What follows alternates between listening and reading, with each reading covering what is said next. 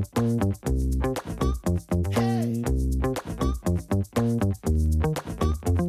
ladies and gentlemen, welcome to the next episode of Golf and Politics. This is episode number 4, and today our guest is Ryun. Drew's a friend of mine, founder and CEO of Campaign Sidekick. But before we get into the full introduction of Drew, Corey and Rob are obviously missing, but they are doing golf and politics. They're both hosting fundraisers for members of Congress out on the golf course, doing the Lord's work. So we needed to move forward tonight. I wish sometimes that I was a lobbyist so that I could host more members of Congress on the golf course. But let me get into the introduction of Drew. He's, like I said, the CEO and founder of Campaign Sidekick. It's a fully integrated technology stack designed to make just about every facet of voter contact management easier. Drew is a graduate of the University of Kansas, where he was a runner. You may recognize the Ryan last name. Not only was Drew's father a 5-term member of Congress from the great state of Kansas, he was also a 3-time Olympian and awarded the Presidential Medal of Freedom by President Trump. Drew lives just outside of Fort Worth. He's married with 4 children and just an all-around great human being.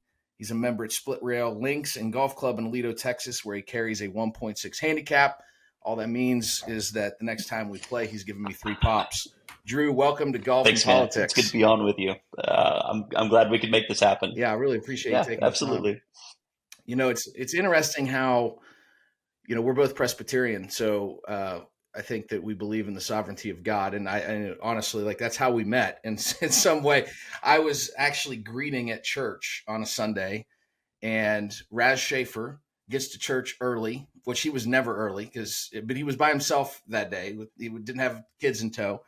And we end up just talking politics for a while. And I was about to sign a contract with one of your competitors. And he's like, hey, can I do a demo for you tomorrow? And I did a demo of Campaign Sidekick, did not sign the contract with the other firm. And we've been working together now for 4 years. I believe maybe even longer than that. Yeah, but it's been a great ride. And so why don't you just kind of talk to us about how you got involved in politics? Was it your dad's first race that got you involved, or were you involved before We were that? always involved in politics. My mom and dad firmly believed that it was our responsibility as Christians to support and help good candidates. So I can remember at a very young age, licking envelopes for candidate mailers or going out and knocking doors. I remember a lot of local candidates in Kansas, people even running for like city council, school board. They wanted Jim Ryan's endorsement. So my dad was pretty heavily involved in local politics, which I love, right? Obviously, I'm very involved at the national political scene. I love local politics, and I think a lot of people get kind of sucked into the bright lights of national politics. There's a lot that happens locally. So my entry into politics happened at a young age, happened locally, and it really did kind of kick into another gear when my dad decided to run for Congress in 1996, which was one of those things. He said he'd never become a coach and he would never run for office. And I remember waking up one morning and he called kind of a family powwow around the breakfast counter. And he said, I've been approached to run for political office. And you know what? I'm actually going to think about it and pray about it. And he did. 3 days later, he announced and ended up winning that congressional seat in 1996 and then was in Congress for 10 years. No, I was already in college at that point at KU, as was my older sister, as was obviously my twin brother, Ned. So we were all older. And that's one of the things when I talked to younger candidates that want to run for office, I'm like, look, the thing you've got to understand is, right, there is an impact, and even more so these days, right, Matt? Like politics is a full contact sport. And I was just actually talking to a young guy on Friday who wants to eventually run for office. And I'm like, look, I think you need to, one, know this is what God has called you to. Know it's what you really want. Know that you're going to have to grind at the local level, right? And go and just press the flesh, meet with a lot of local Republican groups. I was like, and then you got to take into account the impact that it's going to have on your family. And I was like, and you've got a young family. So I'm like, you got to weigh all of these things. I mean, there's no question. I see all the time dealing with my candidates that are running for office. I mean, the grind of, if you want to win, you've got to be out knocking doors 7 days a week. You've got to be raising money constantly. And especially if you have a job, I don't know. It's really hard to work in time for family to win that office. And, fortunately, if you do get elected, there are some breaks that open up at the local level, and it is for a period. But your family, if they're not all in, I mean, I can tell right when I sit down with a candidate for the first time, if their family's not all in, I want to run away from that campaign as quickly as possible because you know Yeah, and it's I think headed the for thing that was disaster. great with us being a little bit older was we all jumped in. I think my younger sister at that point was 19, maybe, and we all just jumped in and we did all the Okay. parades with dad. We would show up like across the district. Like if dad could be at one spot and some of us could be in another spot at the same time, we'd cover for him doing a parade while he had to go to a speaking engagement. There were even times where he had to be in certain areas and I would go debate his opponent. And that was great. Like we were just all in. That was rather nerve Yeah. wracking when you're early 20s and suddenly you're going to go to debate, a candidate for office, realizing that you're repping your dad and you better not screw it up. Yeah. But we were all in. And again, I think the thing that helped is we were a little bit older. Yeah. No question. Now he Yeah. gets elected in '96. Mhm. You're at KU. You get done with KU. You go on to work at the Republican Yeah, so National it was Committee. Is that actually a right? little bit of a hiatus. I chased running for a little bit longer post collegiately. Um, ran okay, didn't run the times that I thought were necessary to really make a living from running.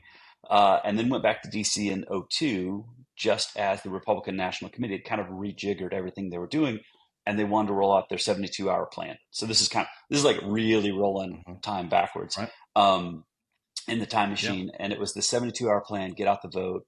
And Blaze Hazelwood, who eventually became my boss, was the political director at the RNC, and they were recruiting teams for 7 different races across the nation.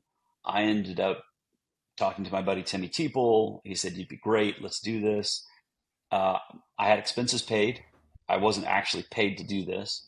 I was dropped into Joplin, Missouri, in a ramshackle former doctor's office that had like one volunteer in it when I walked in.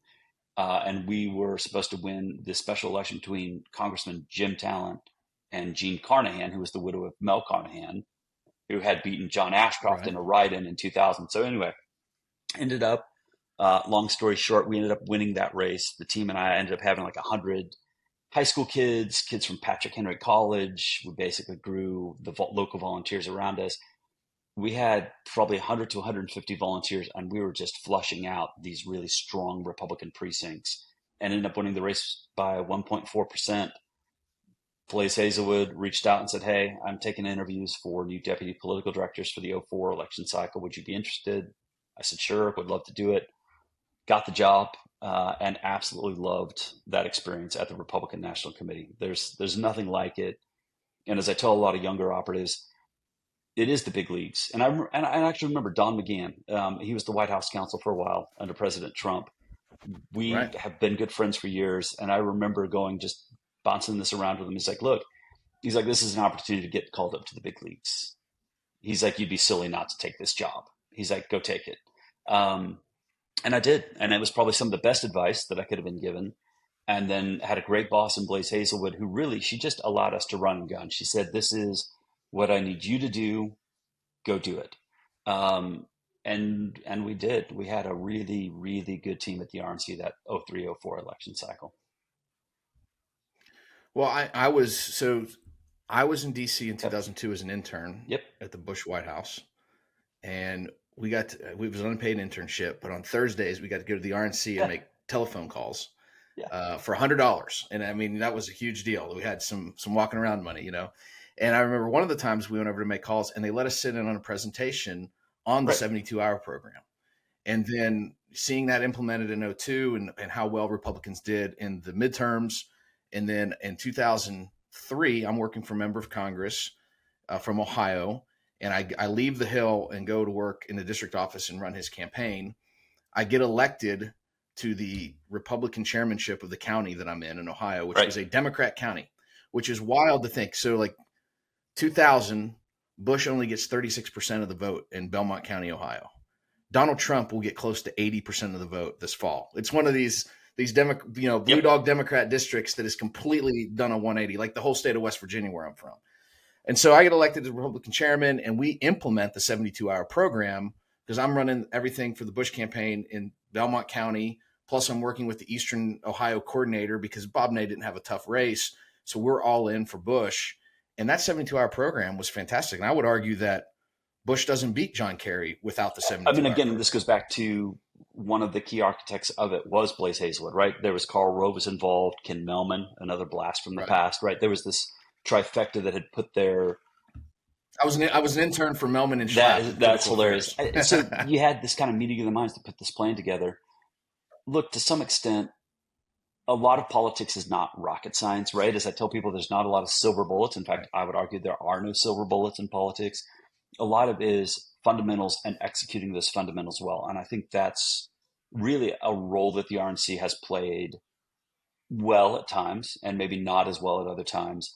And that's really kind of where it fits in this whole GOP infrastructure, the umbrella, so to speak, over some of these other sister committees like the NRCC, the NRSC, is the infrastructure that comes from putting staff on the ground, organizing volunteers, giving them what the game plan actually is, and saying there is actually a 10-step plan to success, right? One of the few places in life where you can say, hey, I've got a 10-step plan for you. And if you actually execute this, you've got a really good chance of winning, right? There's no guarantees in politics, right, Matt? We've both been around this Right. game long enough to know that Absolutely. you could run the perfect campaign and you could still lose.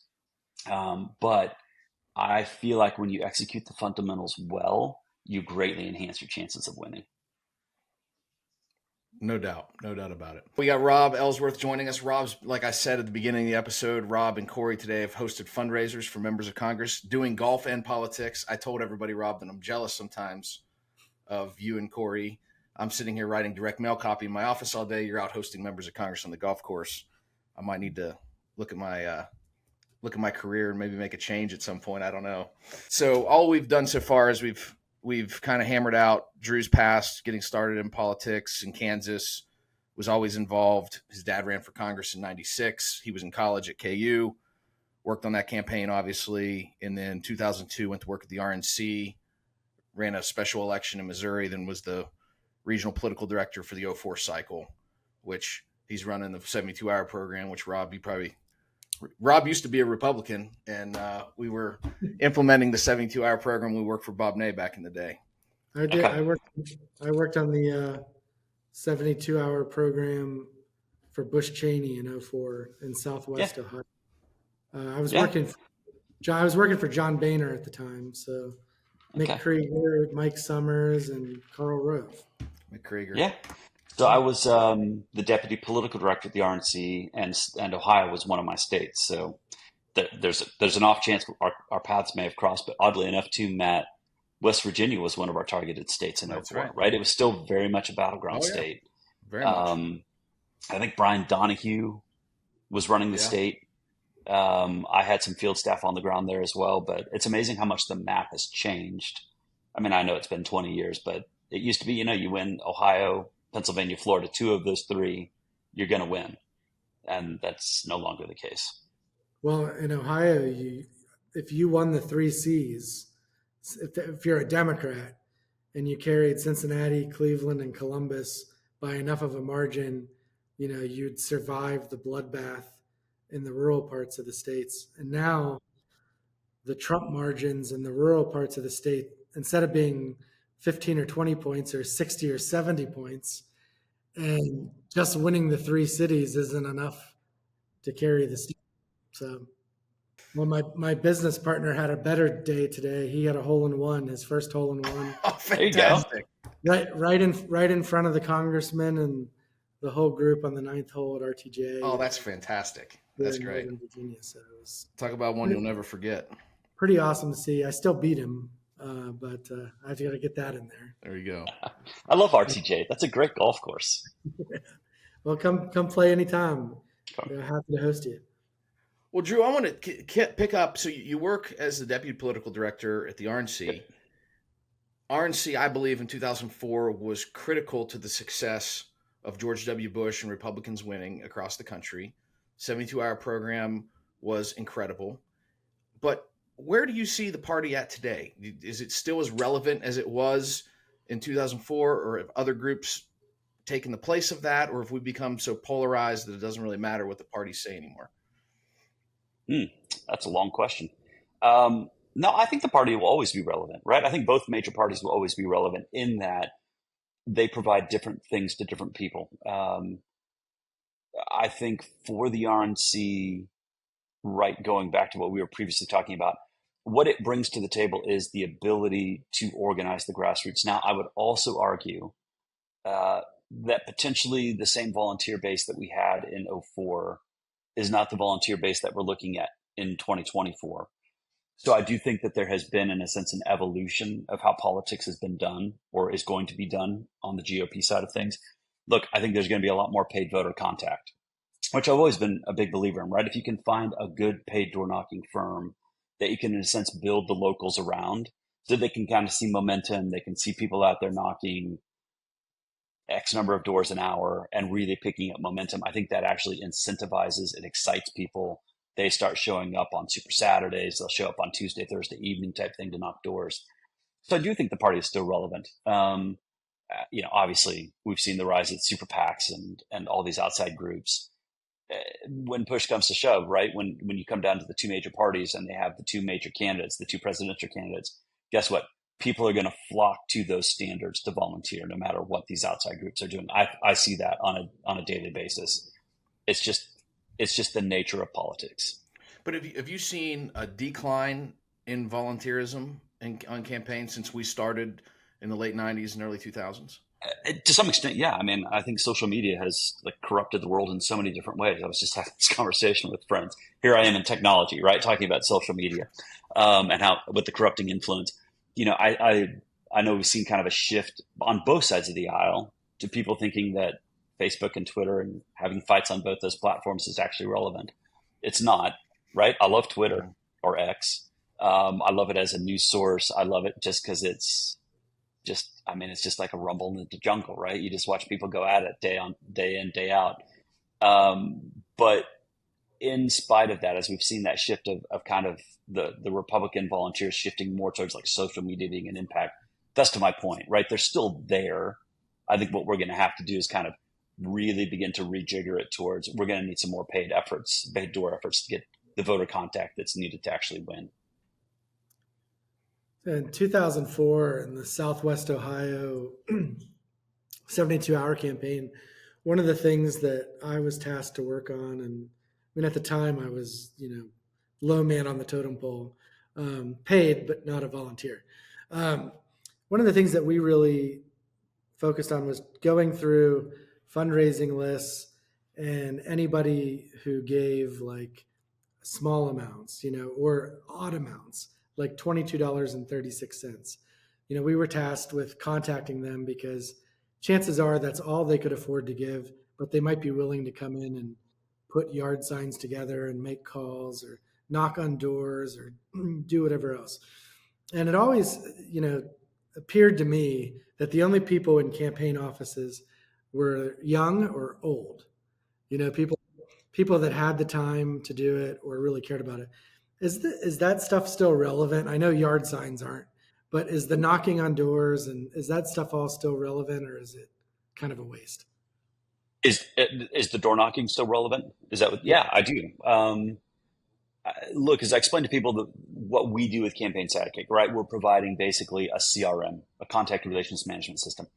But I actually take it a step further because I believe that politics is a consumer business, right? You've got the product, who's the candidate, you got consumers who are the voters, where users of Campaign Sidekick, whether it's volunteers or paid door knockers, paid phone callers, they're basically the market research team. And it's still relevant, right? No corporation, no consumer business is ever going to get away from touching base with their consumers to find out did they like the product, A/B testing messages. So I think that a lot of direct voter contact is still very relevant. And here's why, because you can have really good modeling teams. And I know some great modeling teams out there that literally have rocket scientists on their teams.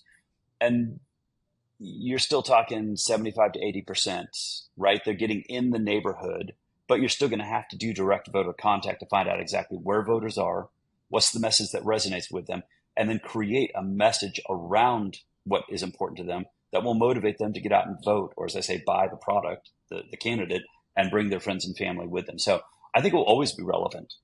How we do it, like this direct voter contact and what role will AI play and how much of this will become more and more automated, right? That remains to be seen. I do think that you will still have a lot of human interaction. I think people will probably actually appreciate that more as we become more technology centric as a culture. Just the opportunity to talk to a friend or a neighbor about why they're going to vote and who they're going to vote for. I still think that'll be relevant for years to come.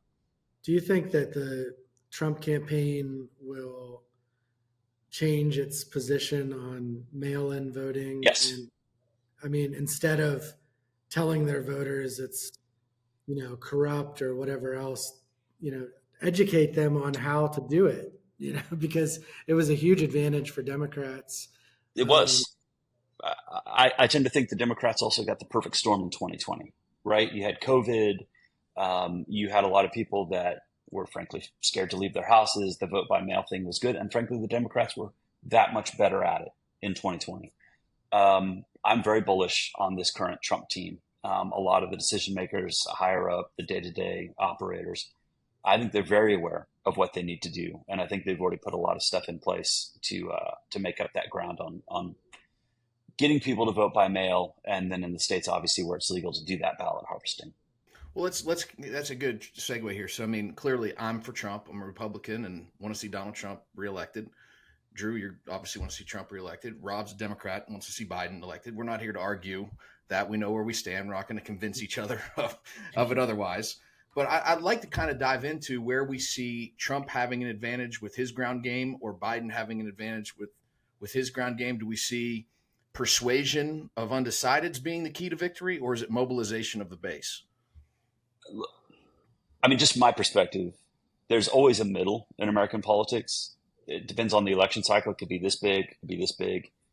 I think especially in this election cycle, it's about that big. Yeah. Like, if people haven't made up their mind on Joe Biden and Donald Trump, some people are going to convince their friends on Facebook to vote. Yeah, of course, or on right? Twitter. Yeah, on Twitter.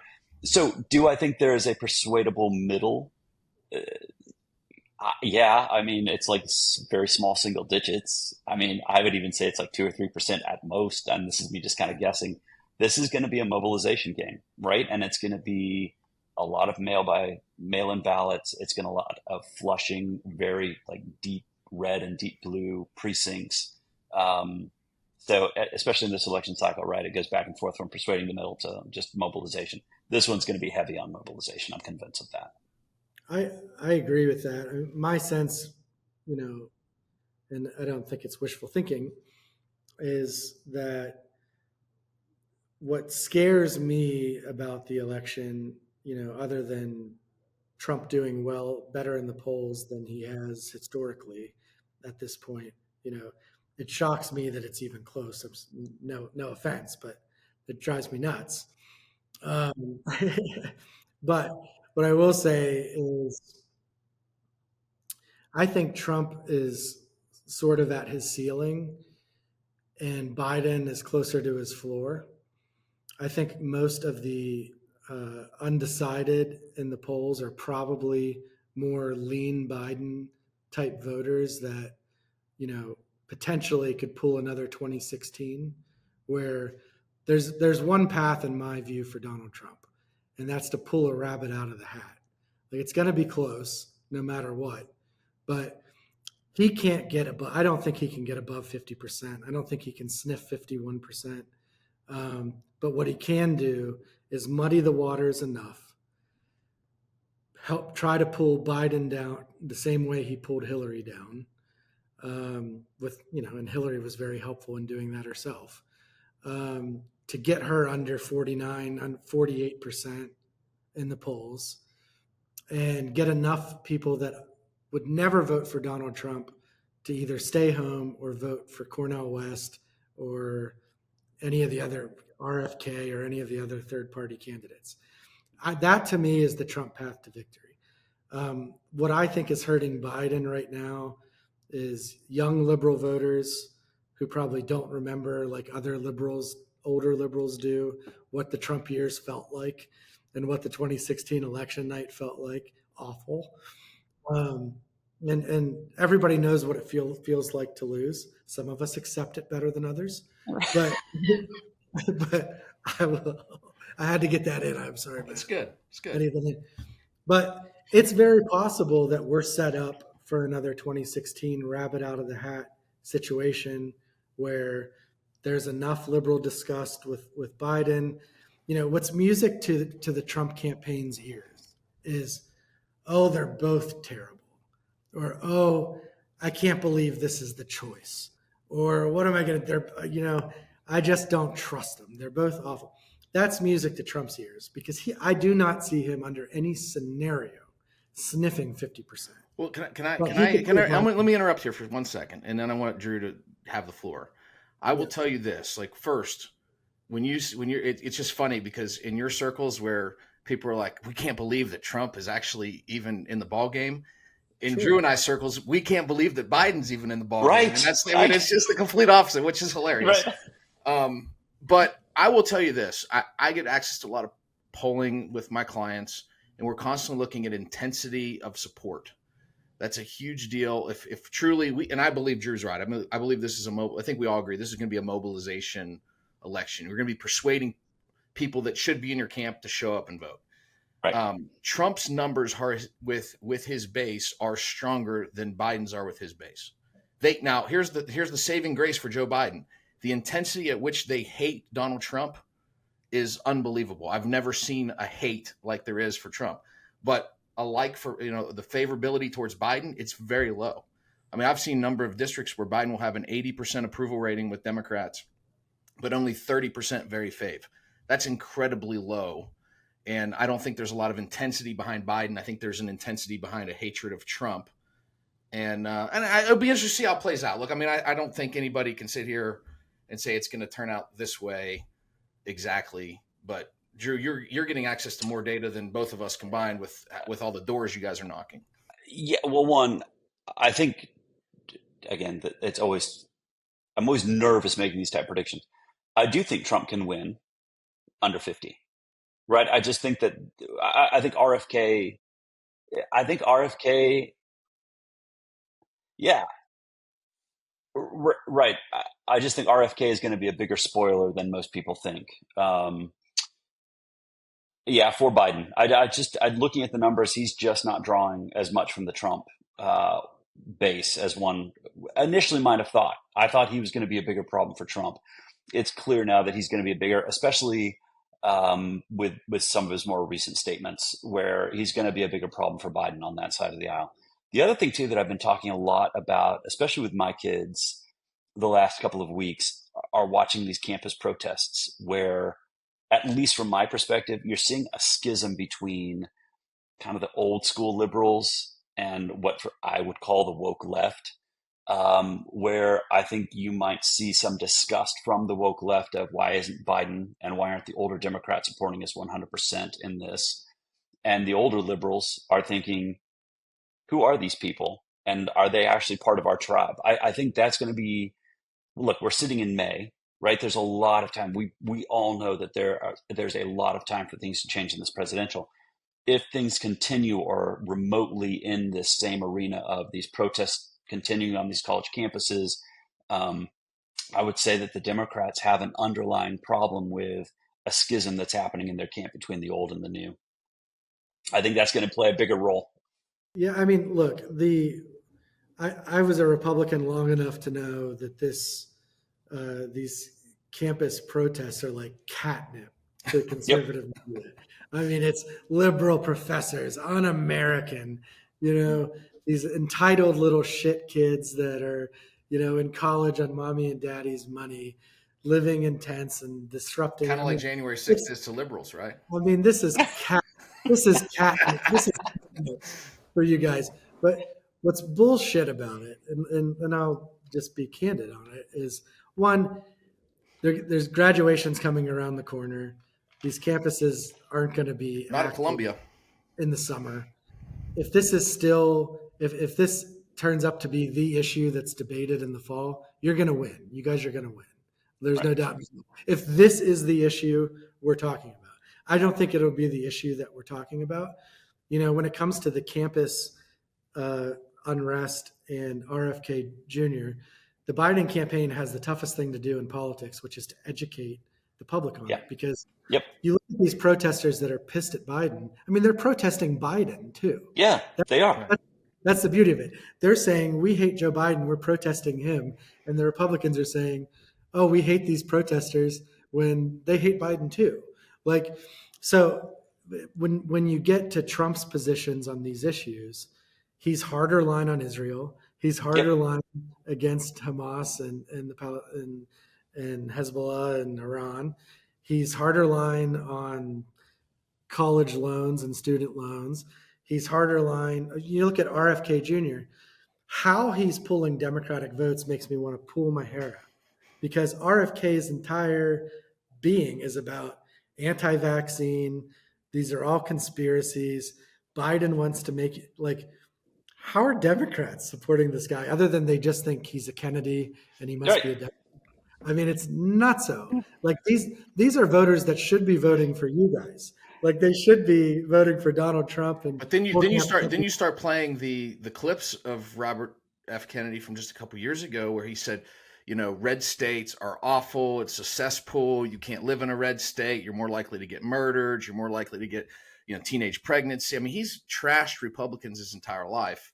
So I mean, he's kind of changed gears a little bit. It's I'm telling you, like we'll move on, but it's going to be an historic election. I know we say it every 4 years. It's the craziest election of our lifetime, but I mean, really, it's how do you overcome the 2020 craziness? 2024.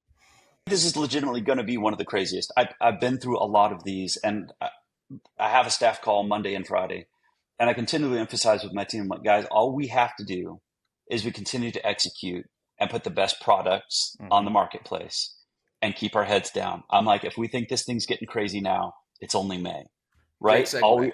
All we're trying to do is produce the best product, get across the finish line, help all of our candidates. I want you to talk about your product, Drew. Talk us Yeah. about Campaign Sidekick. I told the story a little bit about it, but how did you come up with the idea for it? Give a plug for your company. Where can people find you? And then also, what are some major tech breakthroughs we can expect over the next couple years? So it goes back to the Talent Carnahan special in Missouri, right? We were still on paper walk list, paper maps. I distinctly remember falling asleep, and I think everybody has their origin story in politics. I've talked about this many times. Mine was sleeping on a concrete floor the last few nights because I was just basically staying awake, trying to produce all these paper maps, paper walk lists, throwing out where we had gone through in 2 or 3 passes, and we were watching where people were voting. And then going to sleep that night before the election, looking at all these stacks and thinking, there's got to be a better way to do this, right? This is like pre-advent of the iPhone. It was that genesis of the thought, there has to be a better way to do this.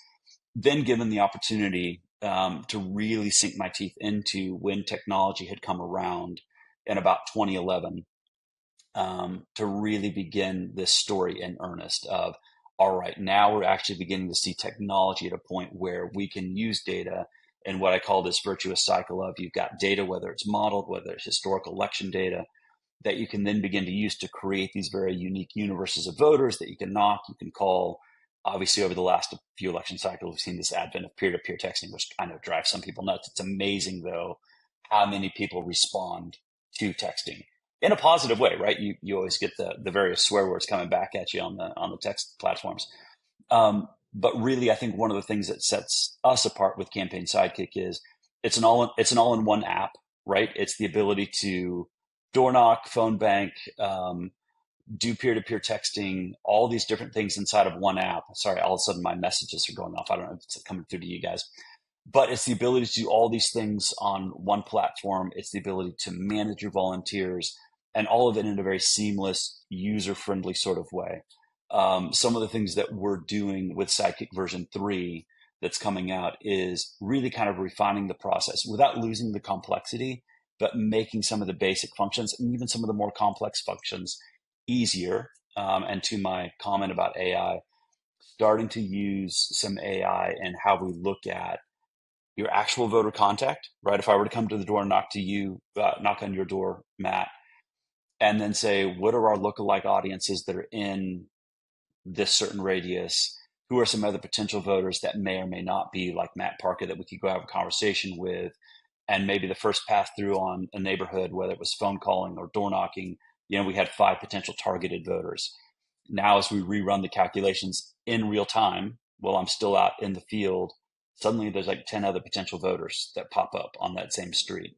That's the kind of math where a lot of it is speed, to be honest with you, data processing, the ability to provide real-time results to people of, hey, you just canvassed voter X, and by the time you're 3 doors down, suddenly you've got 5, 6, 7 more potential voters on that same street that you need to go talk to.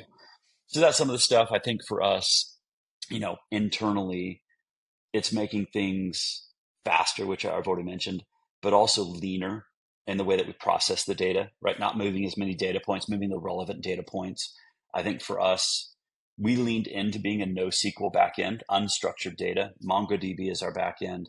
And then finding other ways, whether it's frameworks, finding the right app framework, things that work in concert with MongoDB, and really aligning our stack is really what I've kind of challenged our team with for this election cycle. Well, it's great. And it's like I said, our clients have been using it for years, and it's very user friendly. People that are tech challenged have no problem learning how to use it in 5 minutes. And I can just tell you, like the question we asked about, is door knocking going away? Is it still relevant? It's more relevant than ever, I believe. I mean, I agree. as we get inundated with advertising in so many different mediums now, and just a fragmented marketplace for marketing and advertising.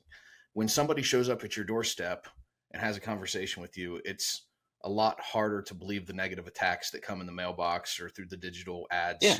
later on down the road. And we've seen it time after time in polling.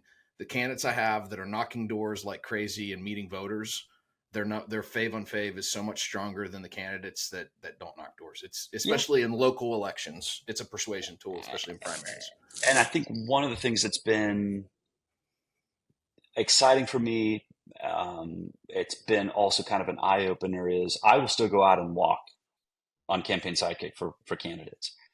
And periodically I'll run into Democrats, right? Because we're all canvassing, especially in intense elections. And it's always weird for me to see some of them still on paper. But I mean, honestly, I'll still have that conversation with a lot of our volunteers that want to be on paper, but I'll run into a Democrat volunteer. I'm like, what are you doing on paper? And like, what are you walking on? I'm like, well, I'm walking on my app. But it's interesting to see where for years, I really felt like the Democrats had a huge lead, right, with all of their Silicon Valley connections and so forth and so on the technology front. And for them to us help create at least some parity in that. Now, I think for us, right, it's again, to my previous comments on our volunteers shifting more towards Twitter and Facebook. I still get those conversations from the people that I know were just posting on Facebook. Like I'm sitting teaching and training Campaign Sidekick. And they'll be like, at the end of it, the presentation is like, what do your paper walk lists look like? It's killing me, Smalls. Well, you'll love this, Drew. My 17-year-old son is now working for us for our firm, Okay. doing canvassing, and he's been doing it all year. And he leads up a little team of 4 guys from Metro Christian High School, and they're doing a great job. I mean, they get out, knocking 25 doors an hour, and paid door knocking is here to stay. I mean, I think it's really hard to get volunteers at the local level these days, but I'm big on sending walkers out there if we can. I think one of the things that helps us when we deal with the paid door knocking teams, right? Because if you're actually going to go out, and to Rob's question, is door knocking relevant, right? So if you're going to actually lean into it, make it relevant, and you're going to go out and you're going to canvass, you're going to do the market research of the consumers, you want to know that it's being collected accurately. So one of the things that we've done well, I think, is the Sidekick activity log. Like we know where these users are on their GPS enabled device. One of the things that I'm really excited about is an upgrade to the activity log, Matt, that a lot of the paid door knocking teams, the good paid door knocking teams that are legitimately out there trying to contact voters, fulfill their contracts, they love, in that it's really going to tighten the screws down on unusual activity and bad actors. Because again, if you're going to spend the time out there contacting voters, you're going to be canvassing voters, you're going to be collecting those answers. That's really what goes into what we would call back in my day, the 72-hour get out the vote. And you want to know that you're dealing with accurate data, not data that was collected by somebody entering crap data sitting at a corner Starbucks. That's right. Well, let's transition to something more fun. Let's talk about golf. Yes. So Drew, I was looking at your Twitter profile, X profile, whatever you want to call it. It says that you are a golf and a pong addict, but I am. Golf and ping pong weren't your first loves. I mean, you followed your father's footsteps into running. You were a Division I runner at Kansas, and that had to be in some ways really awesome to follow in your dad's footsteps. But he was a 3-time Olympian. It's like Charlie Woods. That's a tough road for Charlie Woods to follow in his father's footsteps. So tell me about your experience with running, and how did your career go at Kansas? Frankly, I was a reluctant runner, to be honest with you. I was a better soccer player. I was a better basketball player. It was in the DNA, man, and it was in the last name. And when you run the kinds of times that my brother, who was faster than I was, and I did, inevitably you get a lot of scholarship offers. In hindsight, probably should have pursued soccer, but when you can run low 150s, high 140s for the half mile, that gets you a lot of scholarship offers. Looking back on it, I loved being my dad's son, right? There's something very cool knowing that, your dad was on 7 covers of Sports Illustrated. He won every award out there, the James E. Sullivan, Sportsman of the Year, just on and on, like the accolades go. In fact, one of my favorite stories is when Walter Cronkite broke into his newscast so that they could televise Jim Ryan running live at White City in London back in like 1967. Wow. Like that's how big he was back in the day. And that's really cool. When you're running well, it's great. Yeah, I'm a Ryan. When you're running poorly, that's a pretty heavy mantle to bear. I'm not going to lie. Like that, it was a little bit tough, but I loved it, man. I love being a Kansas Jayhawk. I try and take my kids. I take business clients back to KU basketball games. I give them tours of campus. In fact, my wife's a little bit upset. I think I've got all my kids locked in. They want to go to KU. So she's like, there are all these other great schools out there that don't have a mascot that's a crow. I'm like, whoa. This is a Jayhawk. This is not a crow in boots. But I loved my time at KU, right? With all its ups and its downs. I would do it again. Well, so how did you get into golf?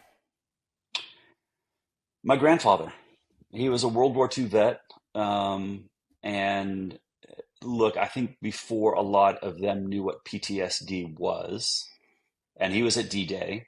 He was a landing craft commander on, and I'm going to get these confused, Utah versus Omaha. He was on the lesser beach, but still had some pretty intense interactions on that day. And I think for him coming home from the war, I think golf was one of those ways of just dealing with it. And I have a lot of childhood memories of going to the putt-putt course, but then also grabbing our clubs and going golfing with my grandfather. We called him Gompy. His nickname was Moose, and he was a big dude. He had actually been drafted by the Pittsburgh Steelers in the early days of the NFL. 6'3", 220 pounds. He was a stud. So he really introduced me to golf. But it probably wasn't until my senior year at KU that I thought, you know what, I really do enjoy this, and started taking lessons and got to DC and realized there are a lot of great conversations. Rob, you know this from today, right? There are a lot of great conversations, interactions that you can have with people on the golf course that are much more, in a sense, casual than, hey, I want to set up a meeting to do a presentation. You're out there golfing, you're grabbing a few drinks, you're grabbing a hot dog, and before you know it, you've had 4 hours of casual conversation. You've gotten to know people better, and you'll pick up their phone call in the future, and they'll pick up yours. So I really started to tighten up my golf game. Took a lot of lessons when I was in DC, and then inevitably, you get calls like I got a few years ago of, hey, former Vice President Mike Pence is going to Pinehurst. We had some people drop. We need another stick. Do you think you can get on a plane in 2 days and join us? All the golf's covered. Wow. Right. So then you kind of build up a reputation of being a decent golfer, and you get these invitations, and it's a blast because then it opens other doors to have other conversations with people. I love it. And the thing that helps me, my wife's a very good golfer as well. She's a big stick off the tee. She'll drive at 250, 260. And she's kind of my secret weapon in all these golf scrambles that we inevitably go out and win. Have you played Prairie Dunes in Kansas? I love Prairie Dunes. The other one that I love is Colbert Hills. That the great K-State golfer Jim Colbert designed, he built. My dad would have, when he was in Congress, since Manhattan and McPherson were in his district, he would have fundraisers at both Prairie Dunes and Colbert Hills. I love both those golf courses. I've only played in that area. I've played Flint Hills National, Okay. Prairie Dunes, and Kansas City Country Club. Kansas City Country Club's a great one.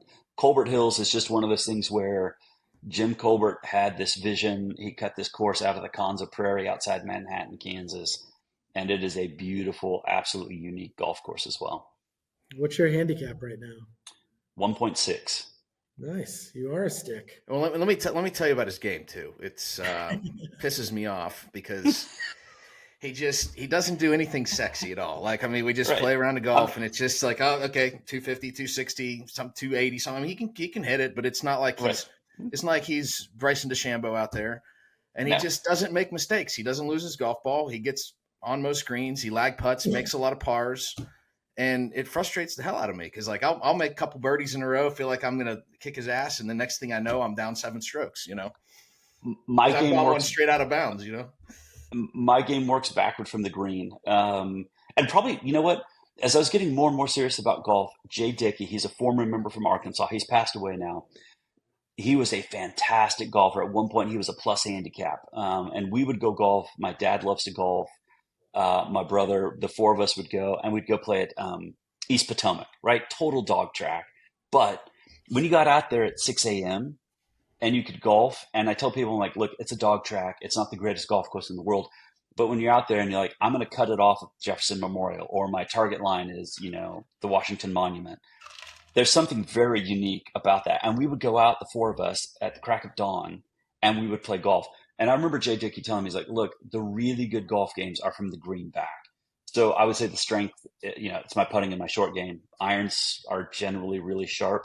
And as long as my driver doesn't go sideways, these days I carry it about 260. So if I get some rollout here in Texas, you get a lot of rollout in the summer.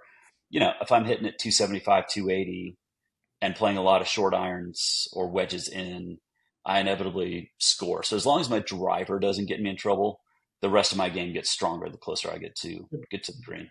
The best golf is boring golf. I think that's why. That's why Scotty Scheffler's so good. Yeah, Scotty Scheffler's so good. In fact, I had somebody text me the other day like, Scotty Scheffler's killing the PGA. I'm like, no, he's not. I'm like, Scotty Scheffler is, in a sense, like the Jack Nicklaus of his era. He's not Tiger Woods. He's kind of Jack Nicklaus. He needs an Arnie Palmer to rise, right? And then we're going to have some really great duels. It just remains to be seen who Arnie Palmer is. But I'm like, I love watching his golf, right? I love watching him play. Yeah, it could be a little boring. But you know what? Some of those shots that he's hitting, look, you have to respect, those are just absolutely fantastic shots. And the way that he mowed down everybody at the Masters was just amazing what he did on the back nine. You got to respect that. Yeah, totally. When I'm playing my best golf, it's when I'm missing really well. That's what I say. Yes. Yeah. My miss hit might be a little thin down the middle of the fairway. My approach shot might be a little short or pin high, but I'm in the right spot. You're not having the big miss. And, Matt is the long drive guy here. So yes. But, I am working really hard. I'm working really hard to be a boring golfer. I mean, I took a lesson on Friday. The whole goal was on putting to be more boring. I want a lot more tap in pars. Right. I want to I want my tap in bogeys sometimes. Right. I mean, that's not a bad score if you hit one sideways. And so learning this year, I feel like I'm maturing finally at 42, about to be 43 years old, finally maturing a little bit on the golf course and not doing stupid shit every single time I'm out there. Right. That's the goal. It's just, I want to be more like Rob and Drew, just boring and keep it in play and make more pars. I think when I played, I was telling you, Matt, earlier, just coming back from Achilles surgery. And when I was playing on Friday for the first time, I was like, just don't make mistakes, right? I wasn't sure what the driver was going to do. I hadn't hit a driver in 2 months. I'm like, as long as I'm finding the fairway, I ended up hitting 13 out of 14 fairways. Golf is distinctly a different game when you're playing from the fairway, right? And that's what I tell my kids because I'm trying to get them addicted as well. So one of the fun things is where we belong is like 90 seconds away, driveway to driveway. So if I get done with work early and the kids are home from school, Miles, especially my son, loves to golf. And I'll be like, Miles, grab your bag, dude. We're going to go play. We've got a 4-hole loop. We've got a 6-hole loop, or we could just play the back nine. And we go and we walk. One, it's really good father-son time. We just talk about life. I get to teach him some of the fundamentals of golf. And then we just get to go play golf, man. And it's a lot of fun. And I think, too, one of the secrets of golf, whether people want to admit or not, right, it's time just spent playing the game, right? It's fine-tuning it. You can work on all the fundamentals. I do it all the time. But there's nothing like going out and hitting the golf ball on the course, playing in the elements, figuring out what your lie is going to do to the ball, and then to get to do it with your son and with good friends. I think it's one of the greatest sports ever. Drew, something I did this year I think you'll appreciate is I was reading a Bible verse where in Thessalonians where it says, rejoice always. Right. And I realized, like, I'm playing golf. I'm privileged to play golf, and I'm never rejoicing. I'm cussing under my Right. breath. I'm pissed off all the time. Like, what is this? So I started writing RA on my golf balls. And I'm telling you, Which I saw those. Hey, Yeah. I'm getting to play golf. Like, this is great. If I make a triple bogey, I'm still getting to play golf. And this is wonderful time. And like, I just feel like the goal for my game is just whoever I'm with, I want to have a great time out there together. Like you talked about, you're getting to spend 4 hours with somebody and get to know them, slamming clubs. Plus, hey, clubs have gotten so expensive. I will never, ever break Right. a club because it's just ridiculous what they cost now. But it's the greatest game. And on that note, right, something like Campaign Sidekick doesn't happen overnight. And frankly, I felt like it had taken me a couple of years longer than it should have to break through. And I think I kind of had an epiphany where I was focused on potentially all the stuff that wasn't going right. And then I had a conversation with a friend, and she was an Olympian, and she was going through a tough stretch as well. And we had this conversation about focusing on everything that was going right. And I started like praying and really honestly just thanking God for a great wife, great kids, the opportunity to do what I'm doing, even though at that point I thought it should have been going better, and all these things. And it really starts to change the perspective of focusing on rejoicing always in the opportunities that you have. And for me, that was really an epiphany. And I'm not saying that they were correlated, because I had spent a lot of years grinding at that point. I think I was about to crest the hill and push the rock down it. But probably within the year, like we broke through in 2019. And it's just like, it's been that since then. Well, tell us, you have 4 kids. Yours, Yep. Becca's obviously cannot drive you off the tee. So tell Oh, us about stop. Tell us about the rest of our family. I will say this on Becca. She is an extremely good driver of the ball. She's one of those people where the strength of her game is the tee box, and it gets worse as she gets to the green. Okay. It's pretty darn funny. She doesn't play Great scramble enough. player to have for sure. Great scramble player. So our oldest is 17, Sky. We're starting to do the college visits, right? Even though I think she's going to end up at KU, we're doing a bunch of college visits. Phenomenal cellist, great athlete. And she is a hilarious character, very sharp wit. Then we've got Lily, who has been really just a miracle for us. She's 15. She has a complex heart defect, so she's had 3 open heart surgeries. She is a phenomenal piano player, just won a recent competition, in fact, over this last weekend. So I think she's going to chase music, but she's also very artistic. One of those kids that's, you have to have the conversation of, Lily, why are you hovering at B pluses when I know with like a modicum of effort you could be straight A? School comes very easily for her, almost too easy. Miles is our only boy, also has a complex heart defect, but he's also just like Lily, healthy, great athlete. And I think one of the fun moments, I'm coaching a soccer team recently where you've seen this, I'm sure, Matt, with your kids, where you're like, do you really even care? Like, Matt, what are we even doing out here? Why am I wasting time? And he got fired up in a soccer game recently. And honestly, he talked back to me, the coach, and his dad on the sideline. Of like, he said something, and I could tell he was like into the game. So we got in the car. I was like, dude, I got to tell you 2 things. I'm really happy that you were fired up about that. I love to see the passion.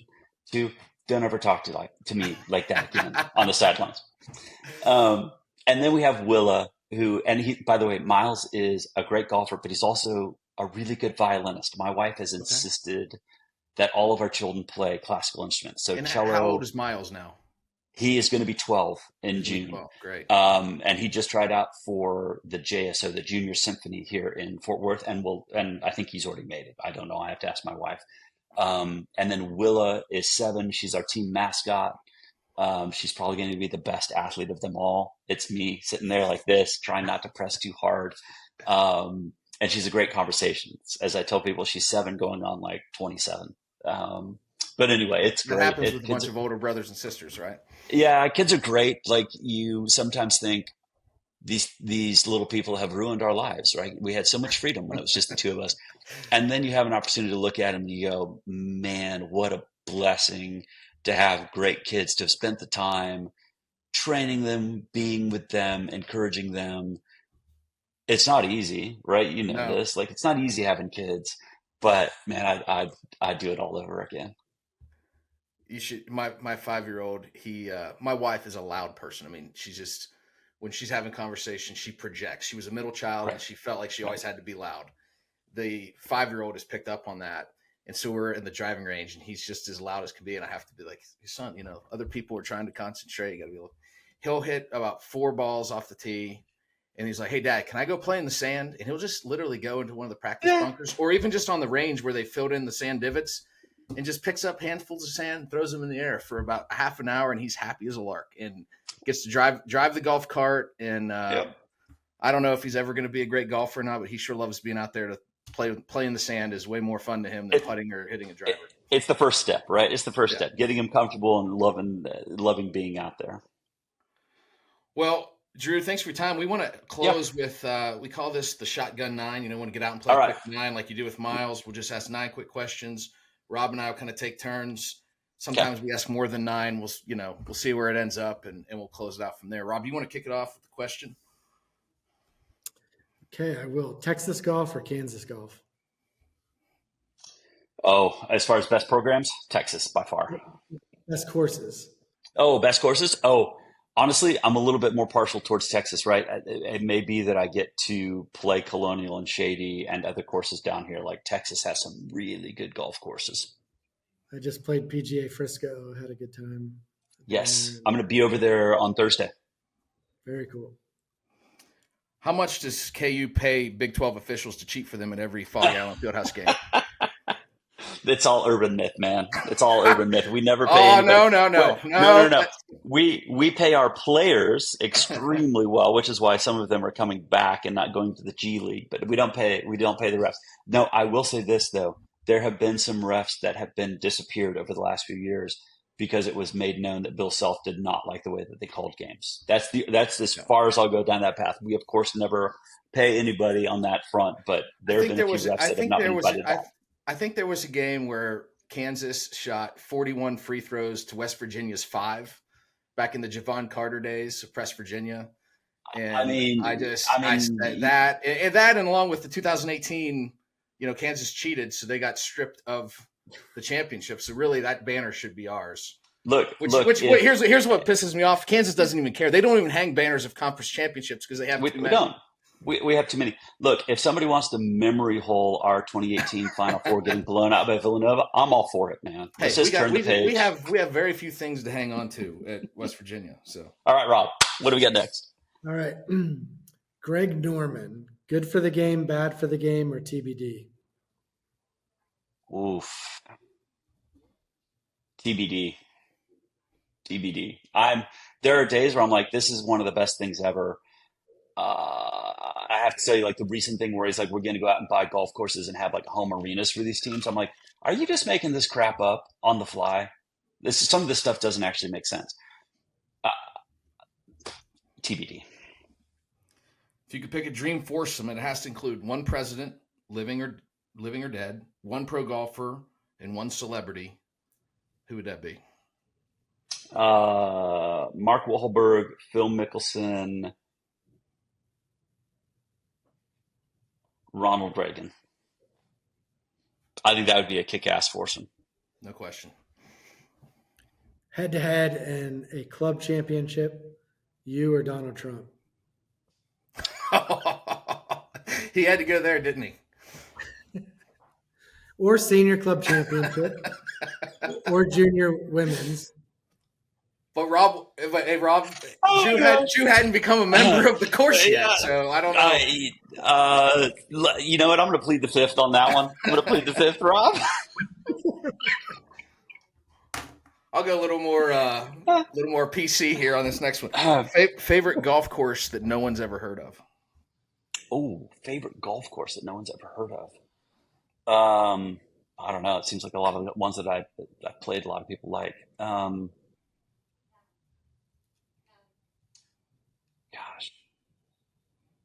Gosh, that's a tough question. Oh, you know what? The one course that I like, and you guys have probably heard of this, it's just outside DC. It used to be Bull Run. I don't know what it's called these days, but I loved playing out at Bull Run when I got a chance to sneak out there. Or back in its heyday in DC, Raspberry Falls. And I know it fell on some hard times. It's kind of being revived. Raspberry Falls is a really good golf course that a lot of people haven't heard of, right? Because it's kind of fallen on hard times. But man, like 15, 16 years ago, I would drive the almost hour out from DC just to play a twilight round at Raspberry Falls. That was a great golf course. I have a double eagle on the fourth hole at Raspberry Falls. Yeah, Park. it was a great track. And Just man, have when it was I pristine, it was gotta get great. my digs in. I I love gotta get that. I gotta get my highlight my golf highlights in. You know, Love that. typical Democrat shows up 20 minutes late to the interview and just completely disrupts the flow. No, Someone's got it's been great. someone's got to do it. You guys are all you're way too organized and disciplined. Someone's got to come in and disrupt the whole operation. Well, it's your question. All right, my question. 3 bucket list courses that you have not played. Ooh, I'd love to play Pine Valley for sure. Um, One that I probably could get on. I've got friends that are members. I just haven't asked. Is Congressional. I'd love to play Congressional.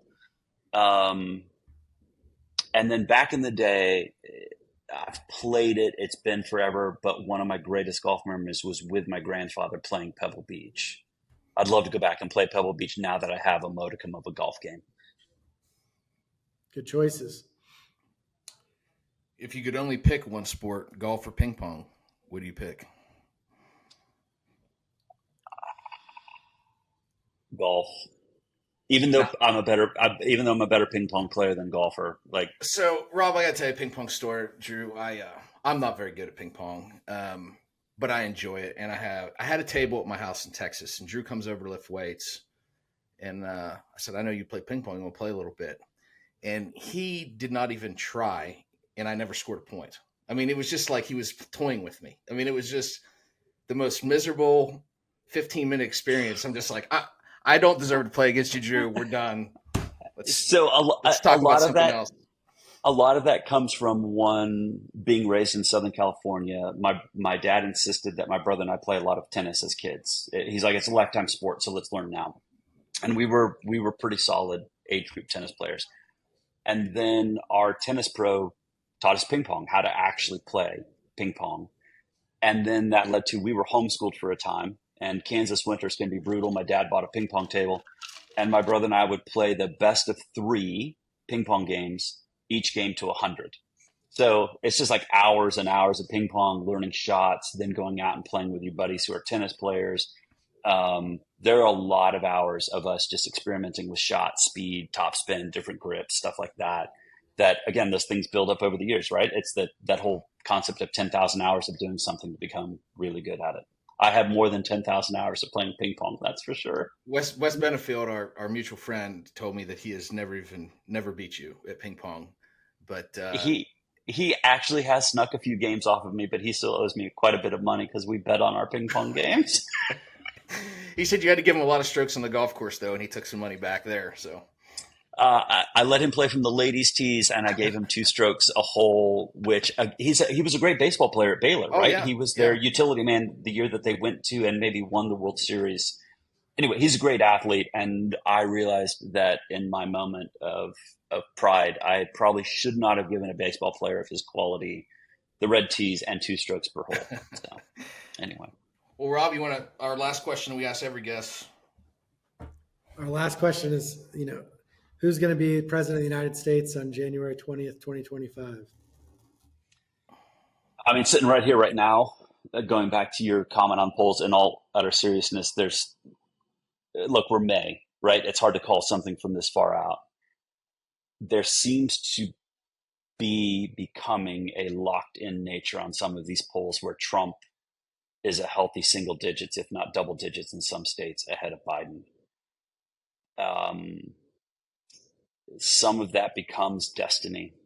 So I think I know this is going to sound a little odd from where you're sitting, Rob. I really feel like at this point, this is Trump's election to lose, which is right. We look at, and this, I'm not equivocating here. You look at an incumbent president like Joe Biden, and you think this is absolutely his race to lose. The way that things are beginning to arrange themselves, I honestly think that if Donald Trump can stay out of his own way, he wins this thing pretty comfortably. I'm not sure it's going to be that close. And by that close, I mean, could he win by 4, 5, 6 points? Yes. Well, Drew, I enjoyed this. Thank you for coming It's on. a lot of fun. For those of you that interested in Campaign Sidekick, it's campaignsidekick.vote, correct? Yep, correct. Schedule a demo if you're on the Republican side. This is the best app you can use out there. And if you want to use paper, go talk to the Dems. Dozens and dozens of clients. I have one client that insists on paper still. Drives me crazy. But Drew, thanks for the time. We really had a great time. And for all of our listeners, continue to follow us on Golf and Politics on Instagram, Facebook. Download the episodes, subscribe on Apple Podcasts, anywhere you get your podcasts. We appreciate everybody who's listening. And Drew, thank you for your time today.